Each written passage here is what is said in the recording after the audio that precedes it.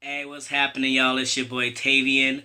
I wanted to bring you a video today discussing myself and how my identity has shifted over the past year and how I feel about it and how I've dealt with it. I'm going to take it back to middle school about when everything started really coming together for me. I've never been a big dress person. My parents gave up on that years ago when I was about like 8 or 9. They put me in dresses, and by the end of the day, when I come home, my stockings are ripped, my dress is ripped, my hair's a mess because I'm climbing trees and skateboarding and do all that crazy stuff. So they gave up on dresses a long time ago. But it wasn't really until middle school that I myself was just like, I really want to identify, express myself in a more masculine manner. And so I really started dressing more masculine. I had to sneak it in the beginning because I really just wasn't sure how my parents would feel about it. I don't even remember how I came across my first set of boy clothes. But what I would do at the time was I would just have these clothes stuck in my locker at school, and then every day I would get to school and I'd go into my locker and go in the bathroom and change my clothes, and then I would wear my more masculine clothes at school and then change back before I went home. And it wasn't until like maybe my last year in middle school where I actually asked my mom if I could go buy my own clothes, and I did. And to me, she let me, and I did. And when I came home and she saw the clothes that I got, yeah, she was not the happiest. She was a little upset that I had all these boy clothes, and she wanted me to try them all on to see that they fit me right at least. She didn't want me to have baggy pants and all these big tops, and some stuff she made me take back, but some stuff she let me to keep. And so, that began to develop around middle school, and it just grew more into high school, and I was just started to identify as a stud. Um, I'm skipping ahead because I came out to my parents as bisexual when I was about 14 or 15. And I guess I came out as bisexual in just this mindset that like, oh, I'll give my parents hope that I could potentially come out living a normal life, marry a guy, have kids, and all that. And just over time, I guess it just became very clear with me not dating men that I was lesbian. Everybody else in my life I identified as lesbian too, but for whatever reason, I came out as bi to my parents. But I think they eventually got the point that I just didn't like boys at the time. And so I got through high school and I identified as lesbian then, and I've been identifying as lesbian up until when I began my transition and I came out as trans. And a lot of that has shifted in some interesting ways. So, when I first came out as trans, I came to the realization that now that I identified as a man and I liked women, that technically meant that I was a straight man. And so I was like, wow, that's pretty cool. That means that I can have access to those women that I didn't have access to before. And that was my mindset. I realized quickly that that actually was a lot harder than it sounded being a trans man. Um, but either way, I identified as straight for a little while, but even that began to rub me just a little bit wrong. I just didn't sit right with me. Because at the same time, I started to notice men.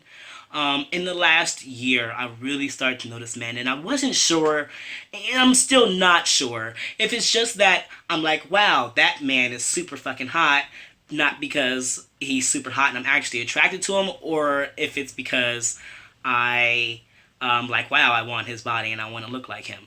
But I don't know. So I now am identifying as just queer in general because I am interested in potentially exploring my sexuality with men. I'm not sure what I really want out of it, but it's definitely something that I'm willing to explore at this point in my life. So now I identify as just queer. I feel like I'm just inherently queer, and to lose that title was just too much for me. I identify as a trans man, and that's a big part of me, but I also being queer is a big part of my identity. And so to lose that, and to start identifying as straight just really didn't rub well with me. And so now I identify as a queer trans man. I also have shifted a lot in how I do relationships.